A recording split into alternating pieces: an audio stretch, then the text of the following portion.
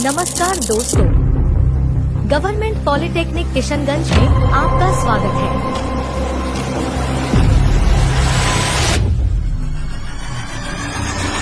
आज मैं आपको इस कॉलेज के काले चिट्ठे बतलाने जा रही हूँ। यहाँ बच्चों को किस प्रकार मानसिक और आर्थिक रूप से टॉर्चर किया जाता है, आज आपको इसकी सच्चाई बताने जा रही हूँ। सबसे पहले ये वीडियो देखिए कैसे छात्र को टॉर्चर किया गया है। हेलो गाइस, मेरा नाम विवेक कुमार उपाध्याय है। मैं गवर्नमेंट पॉलिटेक्निक किशनगंज का छात्र हूँ। मुझे 2 दिनों से मेस में खाना नहीं मिला है, जिसकी वजह से उनको रात में नींद नहीं लग रहा है। और ये आप देखिए कि 1:10 टाइम हो रहा है।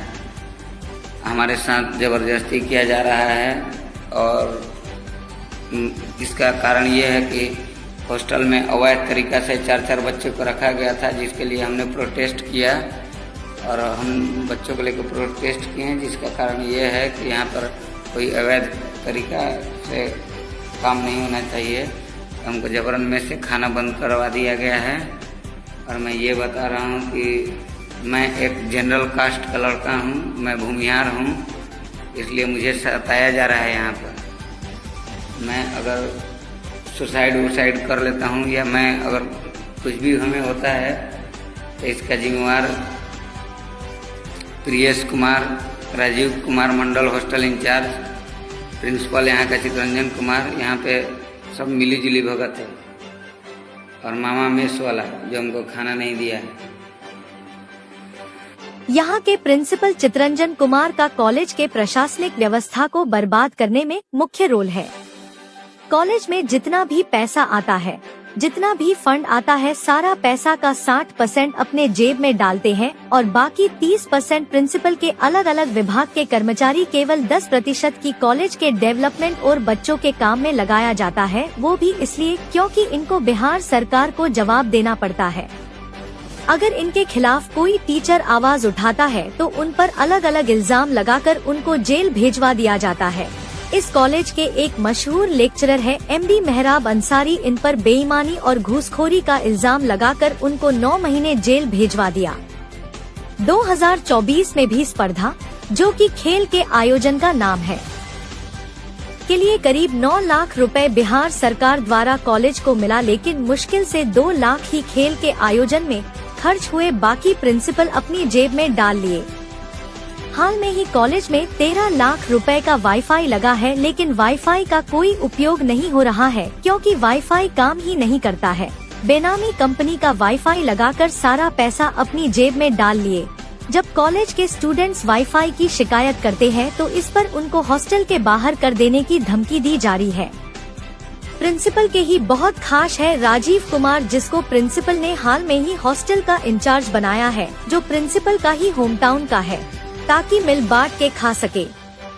हॉस्टल में तकरीबन 300 बच्चे रखने का व्यवस्था है, लेकिन अब केवल 115 दूसरे वर्ष के और 146 प्रथम वर्ष के छात्र होंगे। जो छात्र खेल में अच्छा करते हैं उनको भी हॉस्टल से बाहर कर दिया। अब वो किसी भी खेल में हिस्सा नहीं ले पाएंगे और इसी वजह से कॉलेज के पास एक भी ट्रॉफी नहीं है। बिना किसी जानकारी के नियम को अचानक से चेंज कर दिया गया। जो बच्चे पास किए उनको भी हॉस्टल नहीं दिया गया है। 600-700 किलोमीटर दूर से गरीब छात्र आते हैं पढ़ने, लेकिन उनको हॉस्टल नहीं दिया गया और बाहर का माहौल इतना गंदा है कि बच्चों का रहना मुश्किल है। बच्चों को मानसिक रूप से टॉर्चर करके हॉस्टल से भगा दिया गया। अगर कोई बच्चा आवाज उठाता है तो उसको धमकी दी जाती है और चुप करवा दिया जाता है, ताकि हॉस्टल के बच्चों के लिए आया फंड से प्रिंसिपल अपनी जेब भर सके। जो टीचर या इंचार्ज बच्चों की स्थिति समझकर उन पर रहम करता है या उनको छूट देता है, उनको उनके पद से हटा दिया जाता है। जबरदस्ती मासूम और गरीब बच्चों को गवाह बनाया जाता है उस टीचर के लिए। जो गरीब बच्चे बिहार सरकार की स्टूडेंट क्रेडिट कार्ड योजना से पढ़ रहे हैं, उनका पैसा आने से पहले ही कॉलेज में पैसों की डिमांड होने लग जाती है। जब से हॉस्टल का नया इंचार्ज राजीव कुमार बना है, तब से वो अपनी मनमानी कर रहे, हॉस्टल में चल रहे मेस मालिक पर प्रेशर दिए हुए है कि 6 महीना का फीस एक साथ एडवांस में लीजिए, जो बच्चे गरीब किसान घर से आते हैं वो कहां से एक साथ 6 महीना का फीस तकरीबन 20,000 रुपया जमा करेंगे। कोई बच्चा गरीबी के कारण अपना पढ़ाई छोड़ दे रहा है, इन सब से इन लोगों को कोई फर्क नहीं पड़ता है। छात्र को मानसिक रूप से टॉर्चर करके हॉस्टल से भगा दिया गया, इनको बस अपना जेब भरने से मतलब है। बॉयज हॉस्टल के बाथरूम में नल टूटा है, लाइट नहीं है, आए दिन सांप घुस जाता है क्योंकि आगे और पीछे जंगल बन चुका है। इस पर राजीव कुमार का कोई ध्यान नहीं जाता है। कोई बच्चा अगर कोई समस्या को लेकर कॉल करता है, पहले तो कॉल नहीं रिसीव करता और नंबर ब्लॉक कर देता है। कोई बच्चा को कोई मेडिकल इमरजेंसी आ जाए तो राजीव कुमार उसको मरता छोड़ देंगे, लेकिन वो नहीं आएंगे। और ये प्रिंसिपल के खास है, इसलिए इनको कोई कुछ बोल नहीं पाता है। राजीव कुमार को सिर्फ पैसे से मतलब है, कितना पैसा आया और नहीं आया। ये है गवर्नमेंट पॉलिटेक्निक किशनगंज की असली सच्चाई।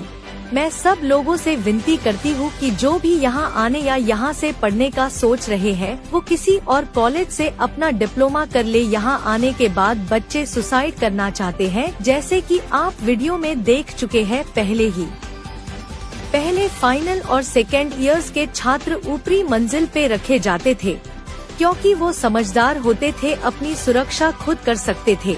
अब राजीव कुमार नया नियम लाए हैं कि नए फ्रेशर्स बच्चे को तीसरी चौथी मंजिल के कमरे दी गई है और फाइनल ईयर्स को ग्राउंड फ्लोर।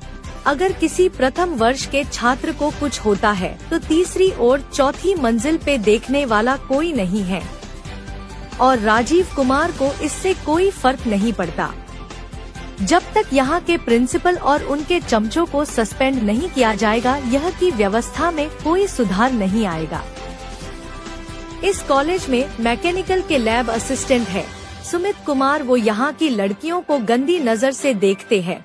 साथ ही दिग्विजय कुमार भी क्लास की छात्रा पे गंदी कमेंट पास करते हैं।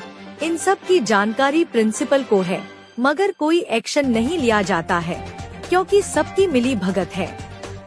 मैं इसी कॉलेज की छात्रा हूँ और मैं इन सब से गुजर चुकी हूँ। हो सकता है मेरी आवाज को भी दबाया जाए, मुझे धमकी दी जाएगी, लेकिन ये वीडियो जिन लोगों तक पहुँचेगी उनसे निवेदन है कि यहाँ एडमिशन न ले। YouTube पे इस कॉलेज की जितनी भी अच्छाई बताए गए हैं सब फेंक है और पैसे दे के वीडियो बनवाया गया है।